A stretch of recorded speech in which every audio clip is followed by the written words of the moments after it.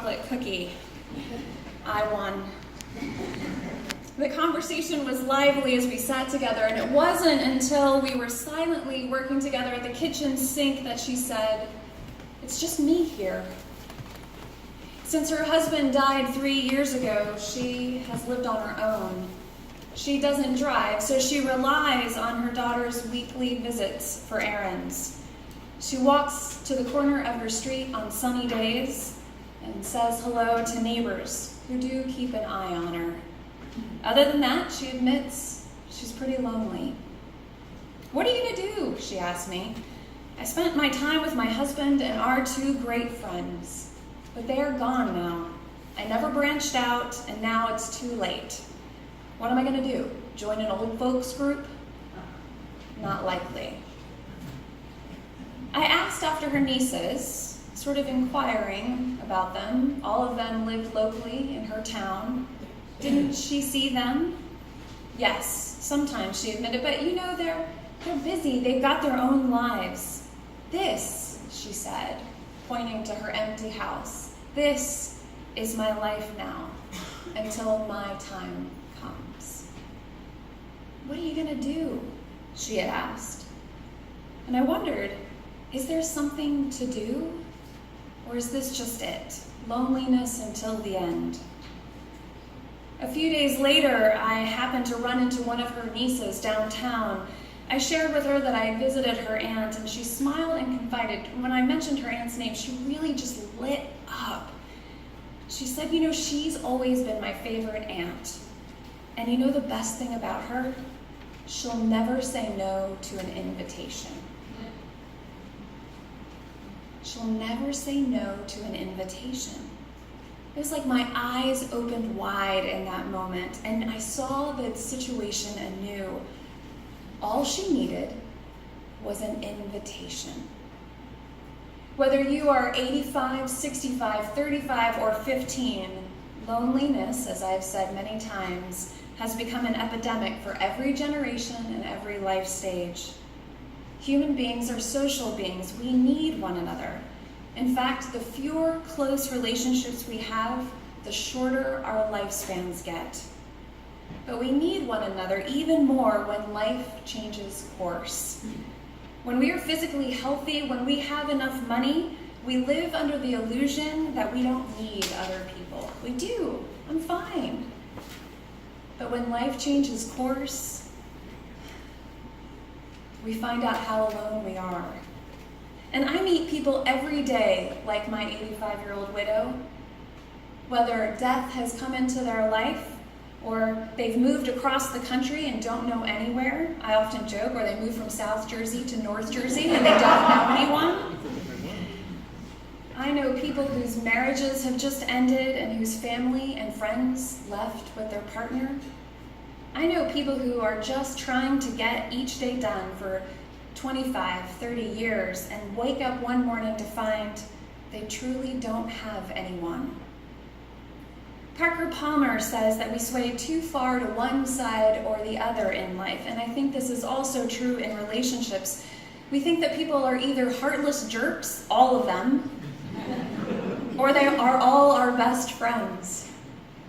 As writer Courtney Martin says, the thrilling news is that the world runs on relationships. The devastating news is that the world runs on relationships. Neither track, cynicism or idealism, leads to close, meaningful relationships. As Palmer suggests, we've got to stand in that tragic gap between the two poles, believing in what is possible because we've seen it with our own eyes. Believing in what is possible because we've seen it with our own eyes. So we have to open our eyes. Courtney Martin said that she saw what was possible when she was a small child. You can imagine her sitting at the top of the steps in her house in her pajamas, listening to the sound of her mother's friends gather. She said, "I could almost compose that sound for you now, like a symphony. First one voice sang something I couldn't quite hear, and then the explosion of a chorus of laughter that would slowly die down, and then more indecipherable singular voices, and on like that for hours. what I was hearing wasn't just women having fun. It was women strengthening bonds, and in so doing, their health. Women weaving real, lifelong relationships out of strands of storytelling, reflection, knowledge sharing, work, activism, tears, and laughter. This is how Courtney Martin knew that close relationships were possible. She had heard it. She just didn't know how to do it for herself. Recently, I shared a Vox article on Facebook written by Jackie Lau. It's called How to Make Friends as an Adult. She says, a pattern I've observed again and again among the people in my social circle is that they really want close, meaningful friendships, but they aren't willing to go out of their way to dedicate the time and effort to developing them. She says it begins with an invitation.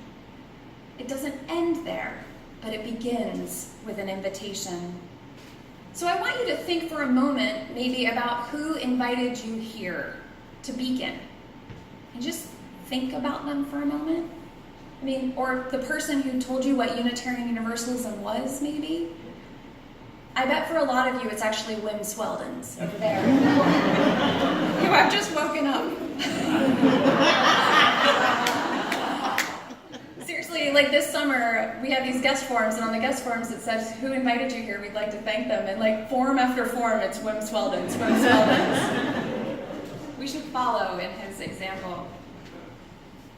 So if somebody invited you here, can you just say their name out loud? Pam Rose. I want you to hold them in your heart for a minute. My name is Sabrina Alaguire. She invited me to my first Unitarian Universalist congregation. I had just moved from Pennsylvania to South Carolina, and I was waist deep in culture shock.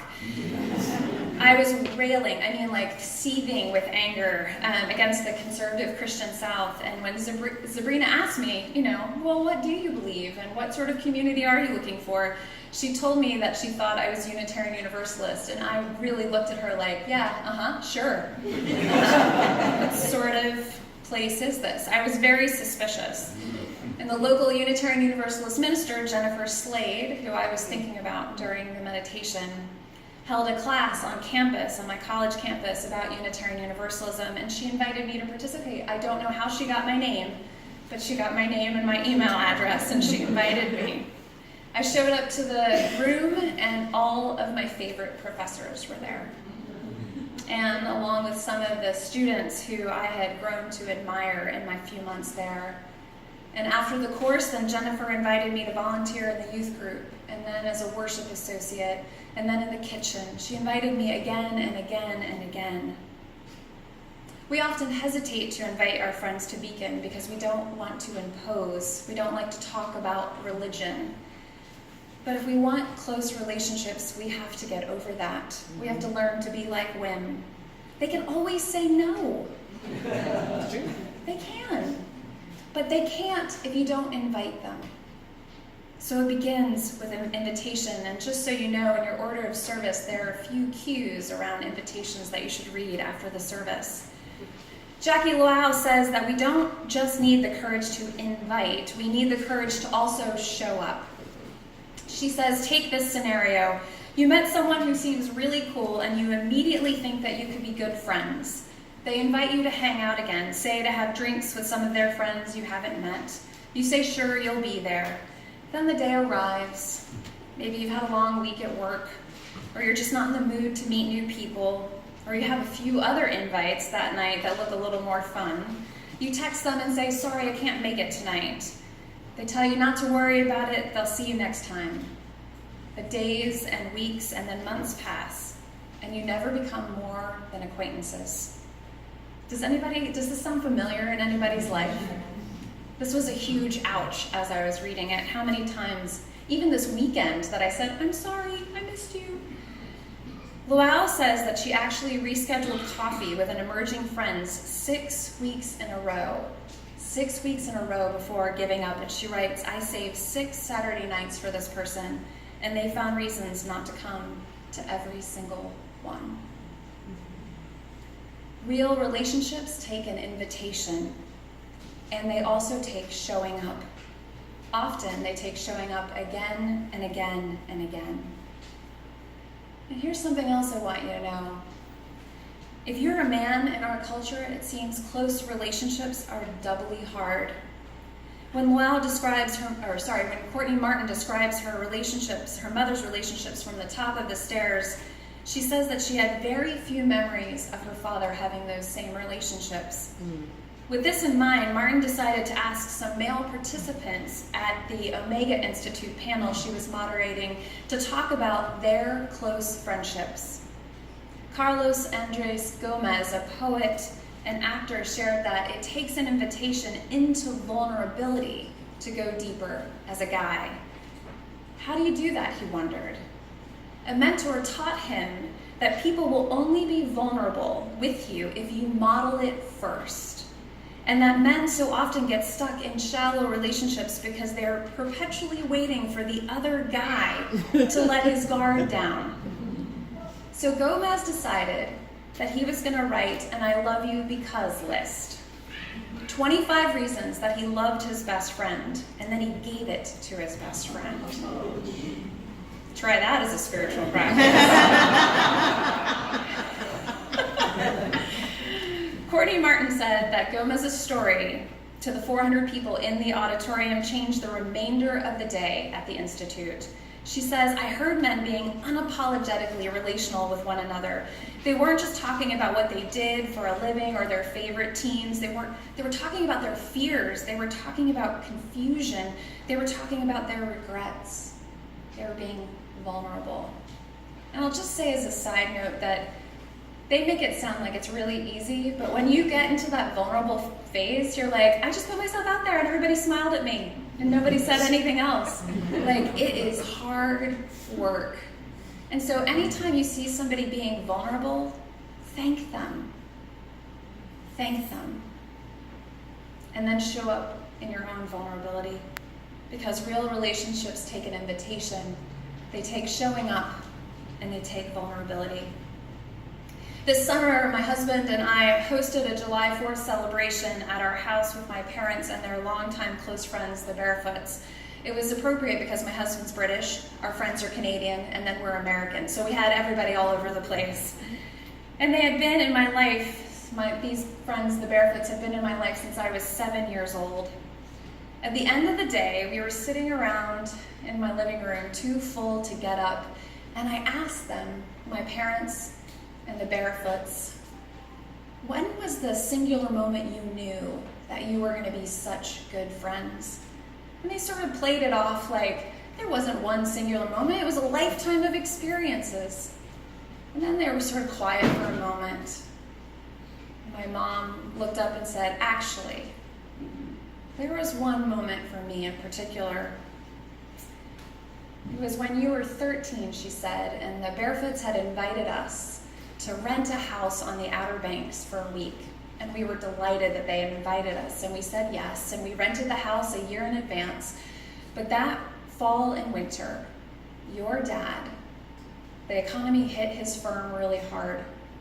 And month after month, he didn't take a paycheck home because he wanted to make sure his employees got paid first. And as the months went by, we realized we weren't going to be able to go on that summer vacation. And so we had to tell them, and we did. And the Barefoots looked at us, and they said, you know what? This summer you're going to come with us. We're going to pay for the house. And by next summer, you'll be on your feet, and you can pay for the house. My mom said that that was the moment that changed everything for them. And she said they were good enough friends to offer the invitation, and we were good enough friends to make good on it. Those summers for me as a kid, not knowing this story at all, changed my life. These stories like this open your eyes to what is possible in relationships. September is right around the corner. I know I'm in denial as well, but it is right there, right there. But it's also, as Laura Beth said, one of my favorite months because it is full of beginnings, full of possibilities.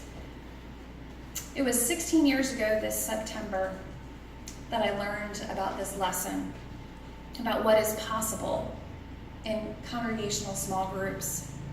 I was beginning my second year of seminary in Chicago, and I was invited into this pilot project, and our convener gathered a small group, about 8 to 10 people, and we met every other week, and the goal was really to build closer relationships that would help us go deeper in our lives. And I remember how eagerly I walked into that first session. I couldn't wait to get started.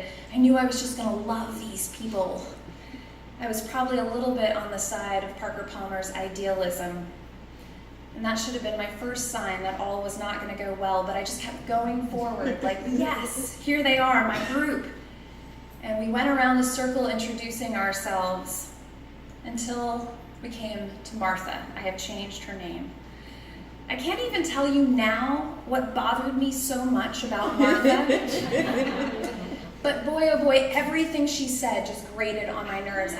She couldn't say that the day was good without me being like, oh my gosh, I cannot stand this Martha. And I just, and I'm a nice person, so I don't let on, right? It's like, oh, she just bothered me. She pushed my buttons. And I thought, how bad can it be? There's 8 other people. I'll be fine. And each week I promised myself that I wasn't going to let Martha bother me. And each week I broke my promise. By the 5th session, it only took me 5 sessions, I had flipped from idealism to corrosive cynicism. How did I ever expect a group of people to make meaning together? Everybody's a jerk. I can't stand this. What's wrong with me? And why did I ever think we could do this? I had had enough, and I came ready, really ready to share with the group at the end of the session that I was going to leave the group. But that night, of course, our facilitator asked each of us to draw lines, the lines of our lives from birth to present, and to pinpoint 3 meaningful moments. And Martha went first in sharing. And I steeled myself. And then she began to talk. And I felt myself listening for the first time. She started sharing moments in her life, and I realized that our lives had followed exactly the same path. And the points of hurt on her lifeline were the points of hurt on mine. And of course, to find compassion for her allowed me to find compassion for myself. Man, I hate those moments.